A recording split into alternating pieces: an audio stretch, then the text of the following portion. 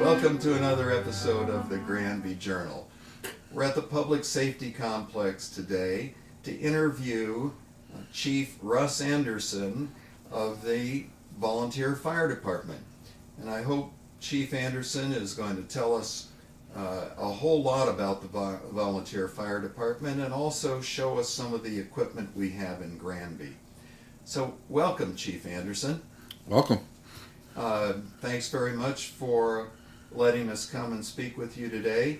Perhaps you can tell us something about the history of the Granby Volunteer Fire Department.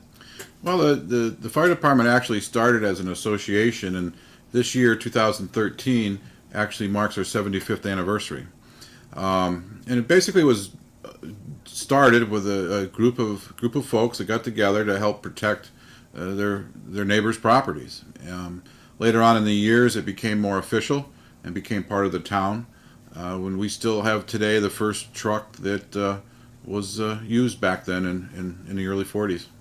Does it actually still work? Still works, still runs. The department's got a project going of restoring it, so we'll show it to you a little later. And we're hoping to have it finished this year for our 75th anniversary celebration. Oh, well, that sounds fantastic. So, Chief, tell me, what's the difference in a volunteer fire department and a dedicated fire department? I mean, it sort of seems obvious, but is it? Well, we started as a true volunteer fire department of neighbors helping neighbors, and it's progressed to actually what we call a combination department today, and that basically means we have partial career folks and we have partial on-call department members.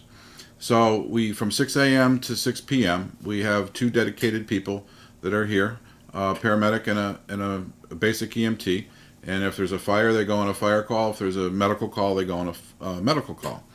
And then for the rest of the time, from 6 at night to 6 in the morning, 7 days a week, is what we call call force.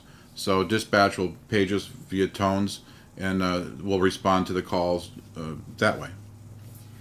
So during the day, those are dedicated full-time firefighters and EMTs, and at night, those are the volunteer folks? Correct. I see. Okay. And during the daytime, if we need more people, we augment it with call force as well. All right.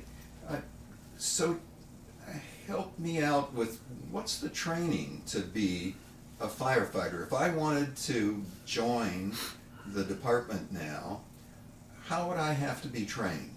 Okay. We have a couple different options on our training. To start with, we do every first and third Monday nights, we train here in the department and conduct a whole host of different types of training. We have a training building down behind the high school. And then from an official standpoint, we have two levels of training. We have what we call Hampshire County training, which is runs for 13 weeks on Sundays. And all the area towns, it's a regional training group that we have, and we'll run about little over 100 hours of training in a whole host of different categories, and people will go to that class. And we also work with the Mass Fire Academy to do a little higher level of training, which is what they call Certified Firefighter 1 or 2, and that's close to 300 hours now. And subjects will go to that for 2 nights a week, a couple Saturdays a month, and take part in that training. And that takes a good 6 months to go through. So what would I learn how to do? What would I have to know at a minimum to be part of the on-call crew? Well, everybody has their specialties, but as a minimum, we parallel some things that from the National Fire Protection Agency that kind of sets the standards, and that would be using air packs, using ladders, rescue techniques, applying water, the theory of fire and the science of fire. We get into some basic first aid. There's a whole host of things we get involved with. All right.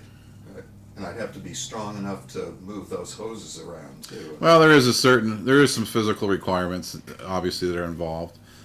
But our job has really become why they call it a fire department, we've gotten involved in so much more from motor vehicle extrication types of things. We're rescuing people from the mountains. We're doing ice rescue. There's really a lot more than just putting fires out these days. So you're coordinated with other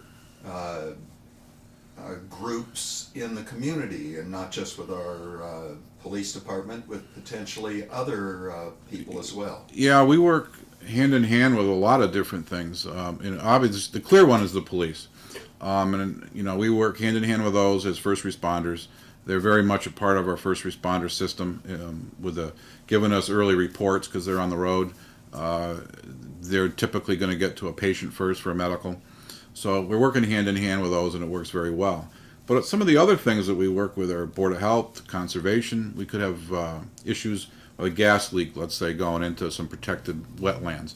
So we'd work with conservation and Department of Public Protection or environmental protection for things like that. So it really gets multifaceted. So how many people are in our department? How many folks can you call on? We have just over 30 members on the department between fire and EMS, and most of them do both. So EMS, that would be one of the trucks that would go out if there was an accident. Is that also an ambulance service? Correct. We're providing an ambulance. We provide advanced life support ambulance 24 hours a day, 7 days a week.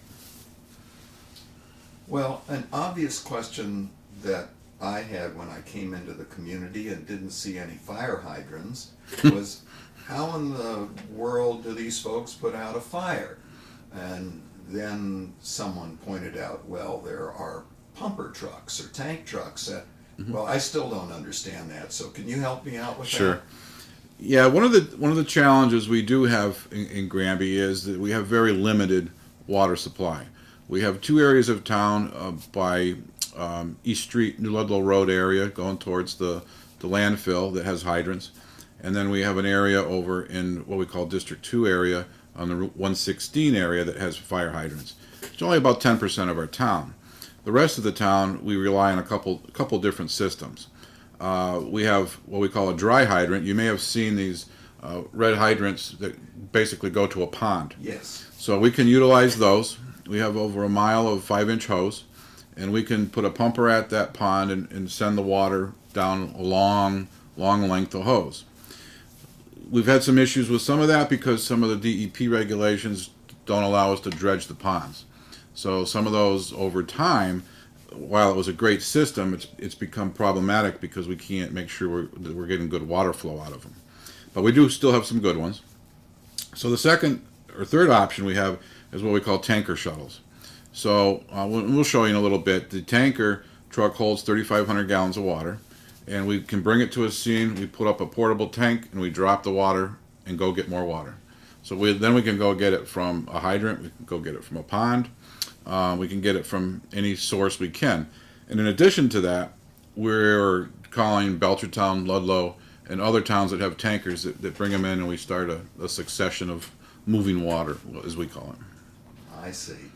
So in a typical, maybe there is no such thing as a typical fire, but let's say a room in a house was burning, and you were going to put that out and also make sure there were no other hot spots in the house.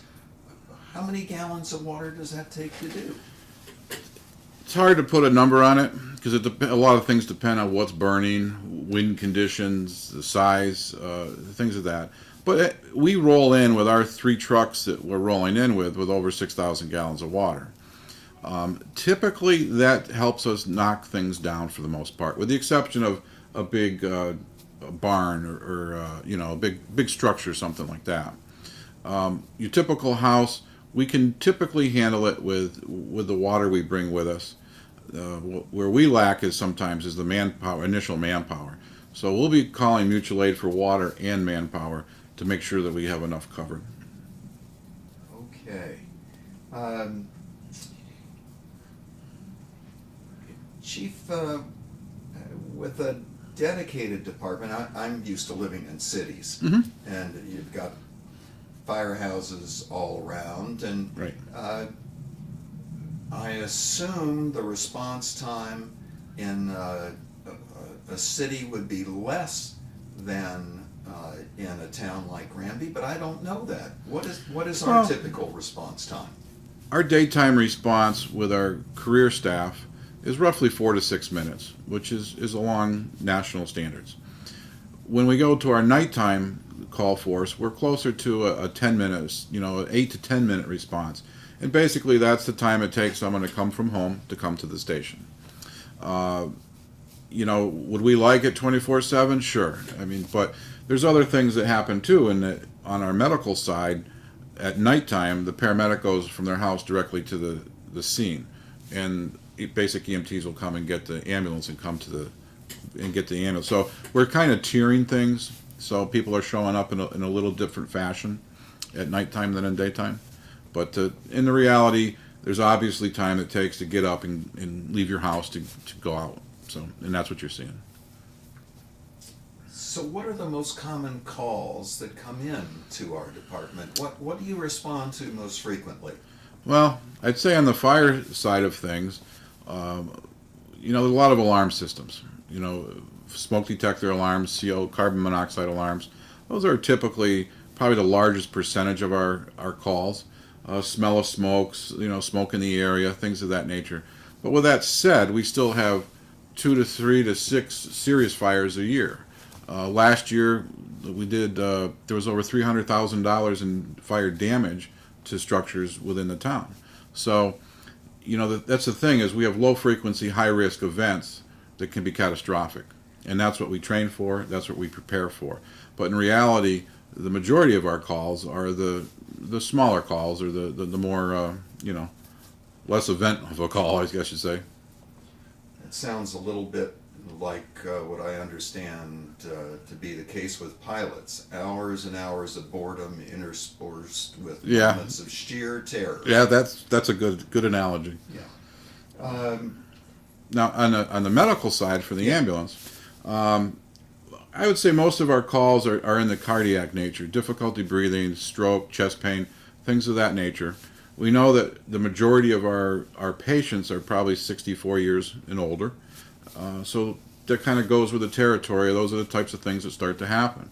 We're responding to about 630, I think, last year ambulance calls, and about 225 fire calls. Okay, and if someone has to go to a medical facility, do you go where they want, or do you have a specific place you take them? Yes and no. Yeah, right. Because we have the paramedic level of service, we will go to your facility within reach. We don't typically go, on a long excursion, if somebody was visiting. But there's a couple of different things that count on that. We have a point of entry protocol that we have to a point of entry that we have to follow from the state, and that has to do with what's wrong with you. So if looks like you're having a stroke, we are going to take you to Holyoke, which is a stroke center, or to Bay State. If it's a cardiac issue or a serious trauma, we need a level 1 trauma, we're taking you to Bay State. Aside from that, we basically go to Cooley Dickinson, to Wing, Bay State, Mercy. Those are our major hospitals. Basically anything within a half an hour drive. Okay. Maybe just a comment or two about the equipment, and perhaps we can do more of this when we're actually looking at some of it. But what is a big piece of fire equipment cost, and how do you maintain it? A lot. A basic pumper today is running, and today's prices are $400,000 to $500,000 For one piece of equipment? For one piece of equipment. And how long does that last? You're talking 25 to 30 years. Ah, okay, so you can amortize that over a long time. You can. However, when you have 3 or 4 of them, it becomes an issue. Yes. We have, in our inventory, we have like $300,000 in just loose equipment. So that's our air packs, our ladders, all the little stuff. When we start looking at all of our equipment, we're pushing $3 million worth of equipment here. So maintaining that becomes a challenge. Everything breaks, and that's what the day crew spends most of their time doing, is maintaining and making sure everything's mission ready.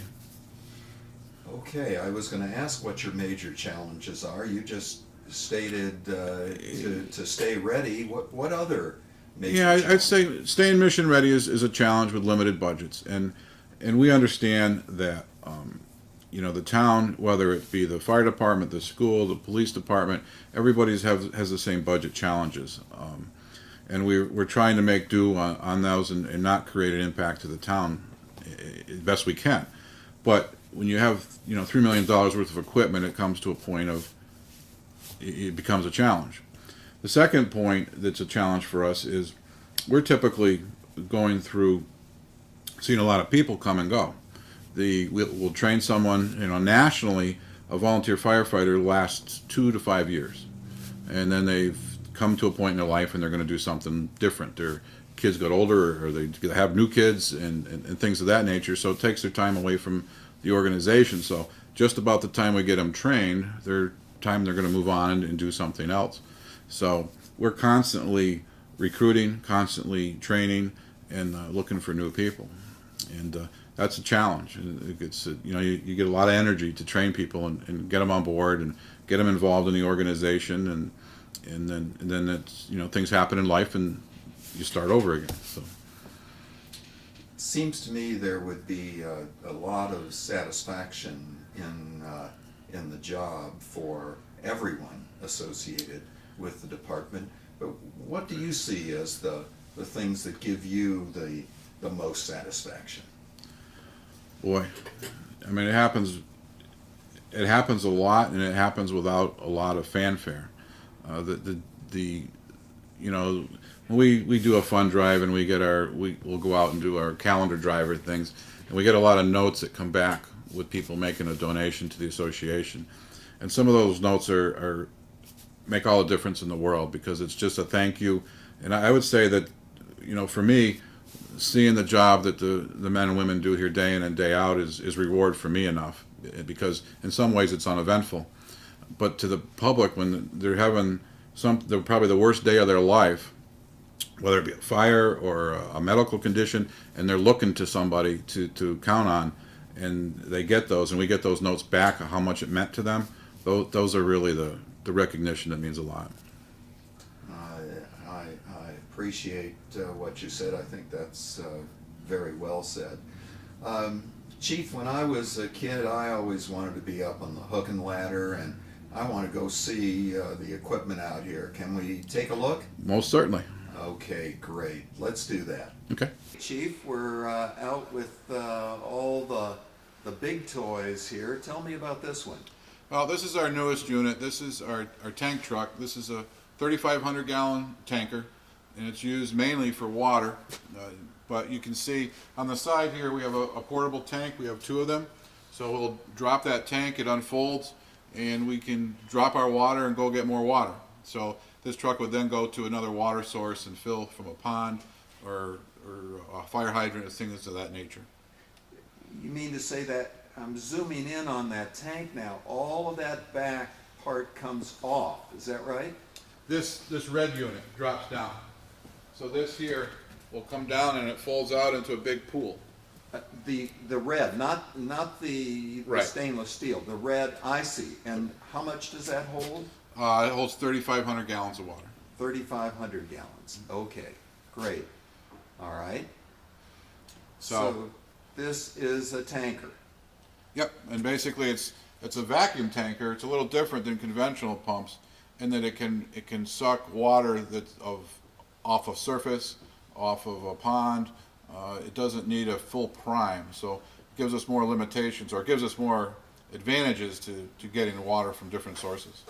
So let me ask a question again about the red inflatable water source there, not source, but once it becomes the supply. Yeah. How big?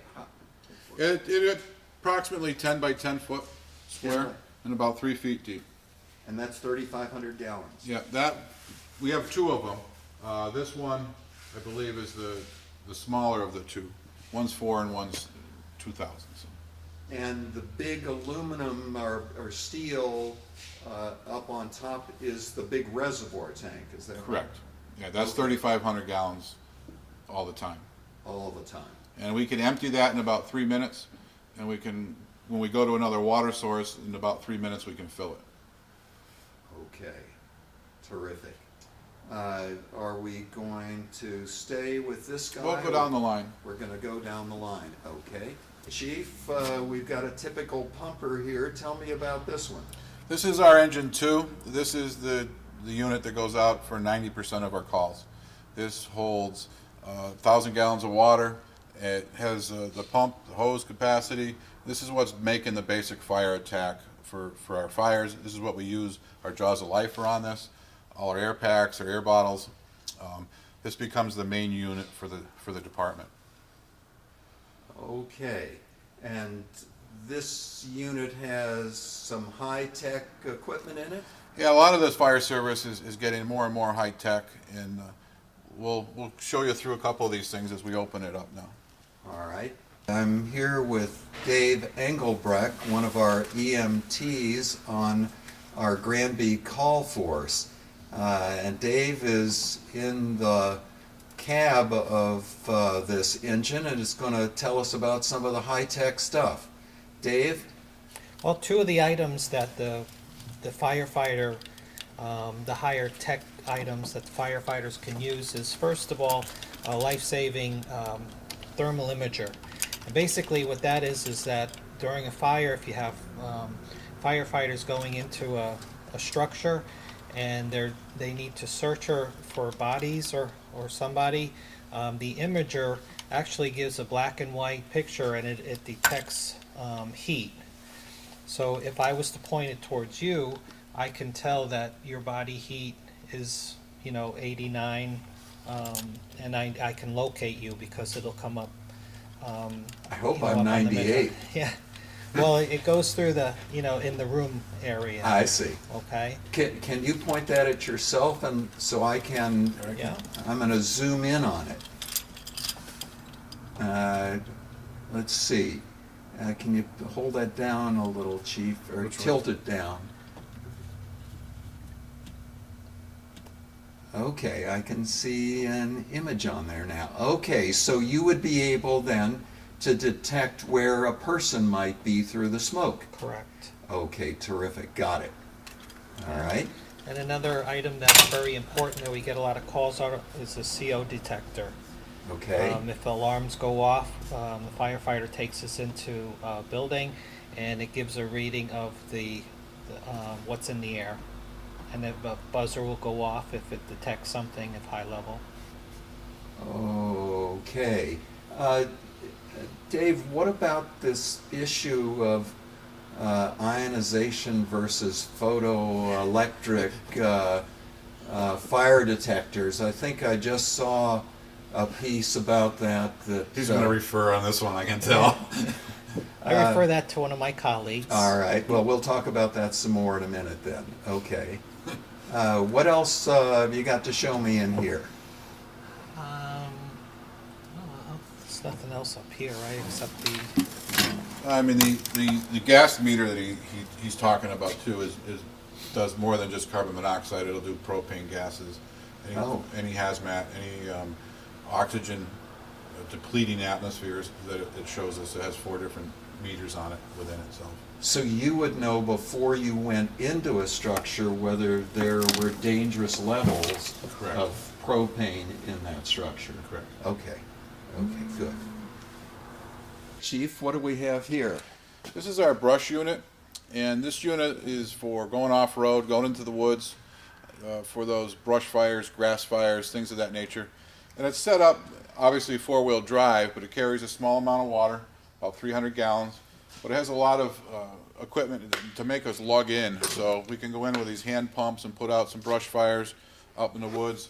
It has a lot of hand tools such as rakes, things of that nature, or we can have lightweight forestry hose that we can get long ranges into the woods to try to put those fires out. So these yellow containers, those would have water and you would be able to pump those Yep. onto spot areas. These are a backpack type of unit, so it's about 5 gallons of water. You strap them on your back, and they're hand pumps so that you can wet an area down in a remote area where you may not have access with a truck.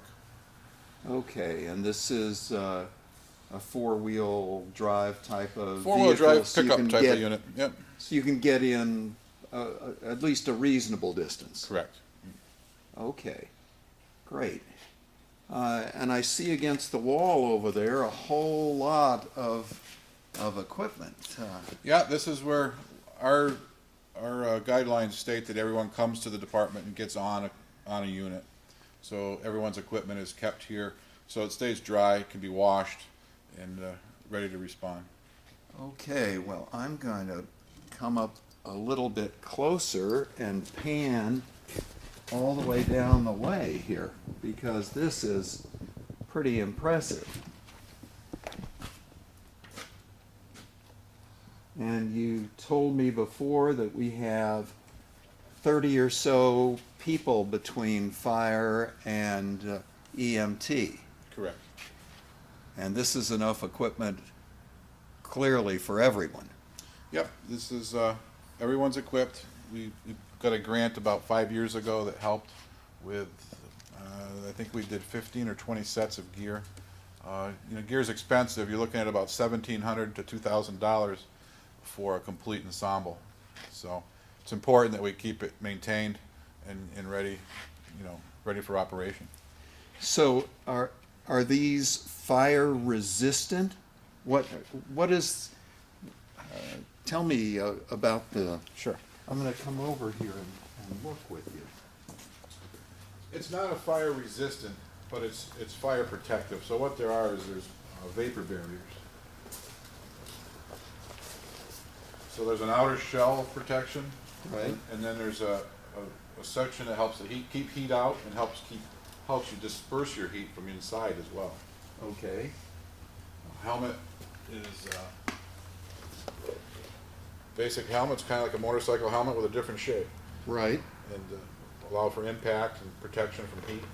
Okay. And if things are falling, gives you at least some chance. Yep, it's everything is tested to a national standard.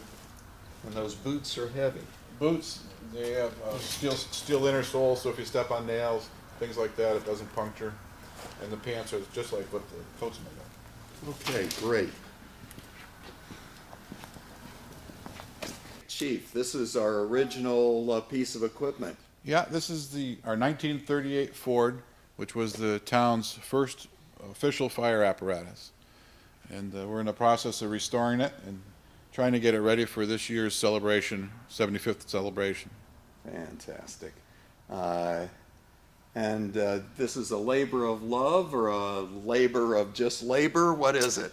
I would say labor of love for the committee involved. They've been working hard, sanding ladders. I mean, mechanically it works great. It still runs good. We had a local business man help us out with some mechanics and did a lot of work on it this winter. So it's up and running real good.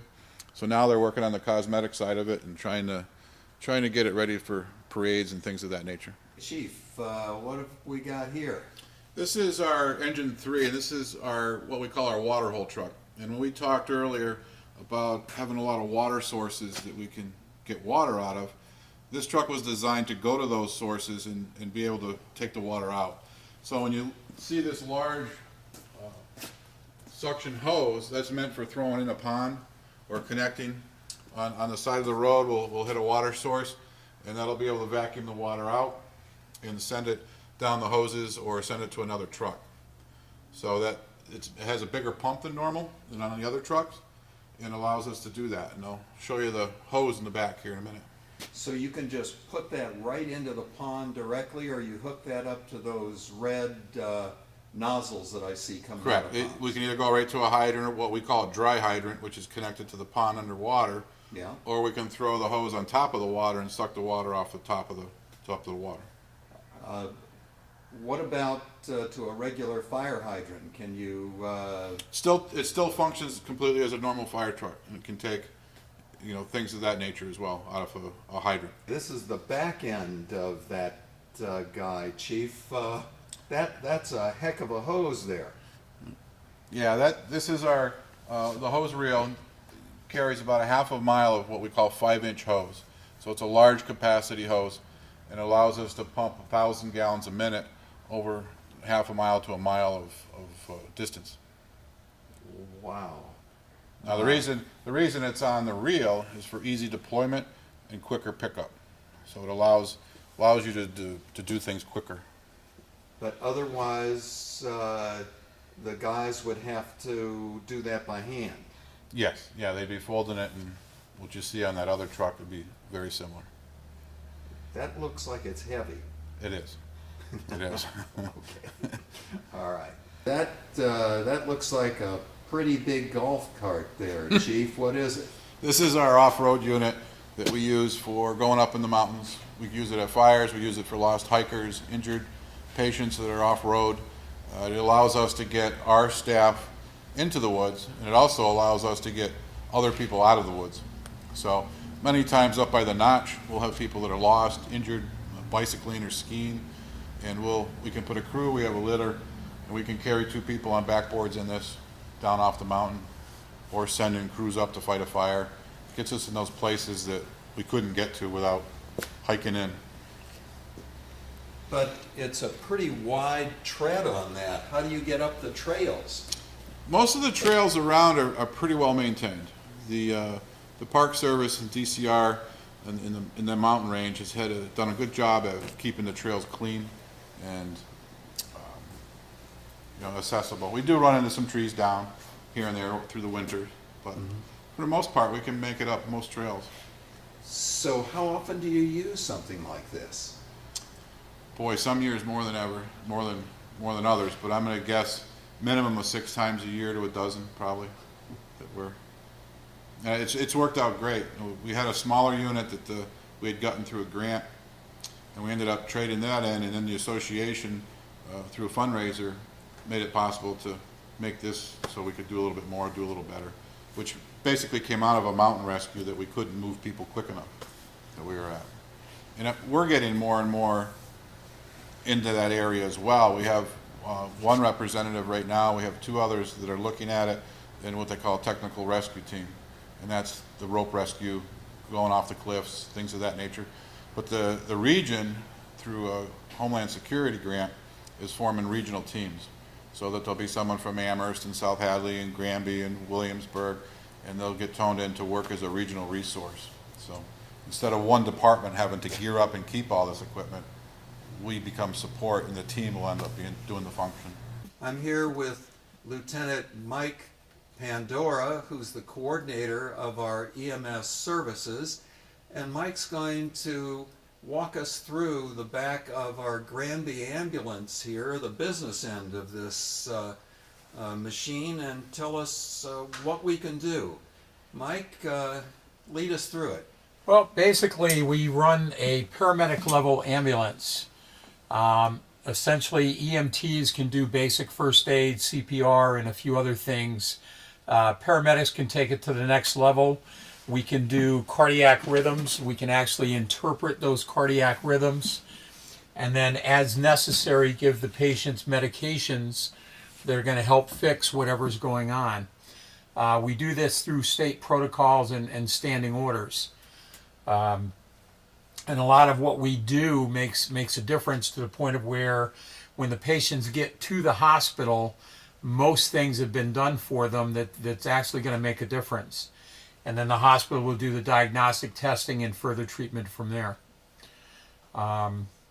So we have our cardiac monitor. We have an entire bag full of medications, equipment to intubate the patient, start IVs, all in the back of the ambulance. As well as, in the event of a cardiac arrest, as of almost 2 years ago, we now have a chest compression device that automatically will do the chest compressions for us and do them much more efficiently than a person would. What about a defibrillator, Mike? Oh my heavens, do that again.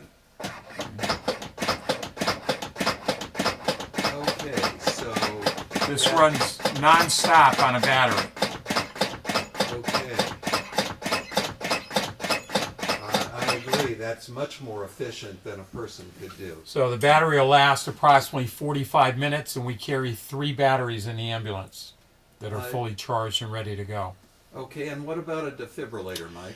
Well, the cardiac monitor is we currently have a LifePak 12 that the paramedics use, and that one will defibrillate. We can manually defibrillate with that one.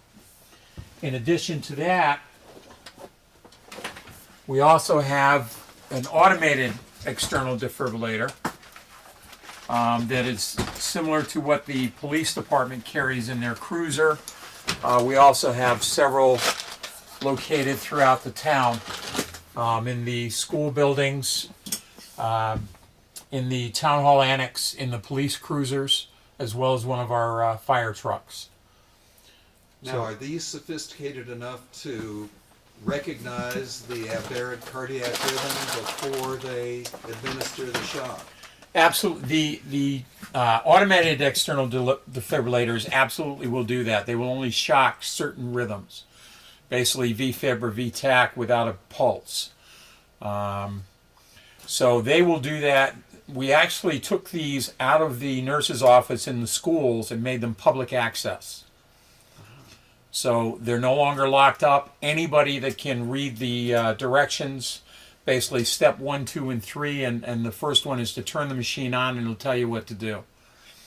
And it will not shock somebody who doesn't need the shock to straighten out the rhythm in their heart. Versus the paramedic monitor, we're in complete control of that. And there are certain rhythms that we would shock other than just the patient being in cardiac arrest. Now, do you all intubate as well, Mike? We do. The paramedics, and we do have an intermediate on the department, we do have authorization to intubate. Why don't you tell folks what that means? Basically, if a patient is not breathing or having extreme difficulty breathing before they go into cardiac arrest, we will actually put a tube into their lungs and assist them with their breathing. Okay. Terrific. And Mike, how often are you guys called out? I think the chief told me this before, but how often do you have to go out and use these sorts of life-saving measures?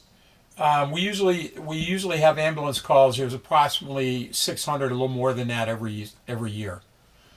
Okay. I think last year was somewhere around 630 or so. But you don't have to use extreme measures on all of those. Not on every single call. A lot of patients, we fortunately get to them before it's absolutely critical. But if they wait or they have to drive themselves, it could become critical for them very quickly. Okay.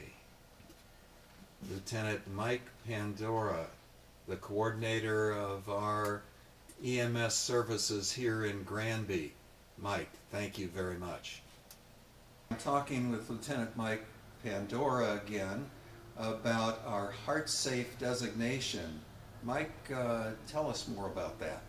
Well, several years ago, we were given the designation of being a heart-safe community. The way we did that was we took our automated external defibrillators that were in the school, we put them out in public access, we put another one in the town hall annex, as well as did a tremendous amount of community CPR training, both for the general public as well as a lot of the school staff. Along with continuing to train our own staff and have everybody on the department and the police department trained in CPR and trained in how to use defibrillators. So basically what that designation means is that Granby is one of the communities in the state that if you go into cardiac arrest, you have one of the better chances of survival because of the number of people that are trained in CPR, the number of people that are trained to use the defibrillators, and the number of defibrillators that we actually have in town, which right now is 9, most of which are public access. Well, that sounds very good to me, Mike. As the population ages, and I'm part of that population, we tend to think more and more about those things. So another good reason to have moved to Granby. Mike, thanks so much. Welcome. Chief, recently I saw a piece about smoke detectors that was saying that one kind of detector might be better than another. That is, a photoelectric detector might be better than an ionization detector. Do you have anything to comment on about that? Well, why you're seeing a lot of new information about it is because of the code change. And basically, we want photo detectors near any source that's going to have a false reading, such as a kitchen, a shower, near a bathroom. So the photo detectors are a little less sensitive than ion, so it'll give you less false readings. So, because typically what happens is people have cooking, they take down their smoke detector and they don't put it back up. So now the house isn't protected. Technology today in research has shown that fires today are hotter and move quicker than they were just 20 years ago. And all our synthetics that are in our homes are basically like gasoline. So when we used to have 15 or 20 minutes when a smoke detector went off to get out of a house, that's reduced to 3 minutes now. So that really leaves no room for error. We want people to have smoke detectors up, their batteries changed, and not have false readings. So that's the reason for that, that whole code change, was to make more active smoke detectors in your homes. So you wouldn't be telling us that we ought to replace our ionization detectors with photoelectric detectors? No, it's quite the opposite. Quite the opposite. Ionization detectors are more sensitive, and they see a different type of smoke. So those are typically in your bedrooms, outside your bedrooms, as long as they're not near a shower or a kitchen where you might have a miss alarm. And the ionization detectors are the more common ones we find in the stores, is that true? They were at one time. Now it's pretty much split. You got to know what you're buying. I see, so you've got to pay attention then when you're purchasing the detector. And you can actually, even to complicate it more, you can get a combination and a combination carbon monoxide. So there's a lot of different levels that you need to do. But anytime anyone has a question, we'll gladly go over the code for you and help you in that way. Probably one of the most important things is prevention rather than just treating. So what kind of programs do you have to inform people and prevent things from happening, Chief? Well, prevention's a big topic, and like we just spoke about with the smoke detectors, we're constantly teaching a whole host of different programs. Recently just spoke to the Men's and Women's Club about smoke detectors in their homes, but we teach roughly 600 kids a year about fire safety, starting at daycare up through 6th grade. And it's made available through a state grant called SAFE Grant. And we have different programs, from interaction to what we call a hazard house to games. And putting these basic fire principles, safety principles with the students when they're young is critical to keeping things safe as they age and get older. But it's a huge program, and we're very glad that we can run it to the depth that we do. From just the layman's perspective, I'd sure like it if folks put their cigarettes out before they were lying down in bed. Yeah, that's although smoking's less and less, we see less and less of it. It's still a large cause. Bedroom fires is the #1 spot where fatal fires happen, from a host of reasons: electrical, smoking, things of that nature. #2 is in the kitchens. So all those things are very important. And the other part of fire prevention that goes along is code enforcement. We talked about the smoke detectors, but we also are involved with businesses where their alarm systems, their sprinkler systems, their egresses, making sure that the apartment complexes are safe, things of that nature. So fire prevention has many different aspects, and I guess in the perfect world we would never have a fire and never need any of this equipment, but we still know that as much as we can still prevent fires, we're still going to have those issues.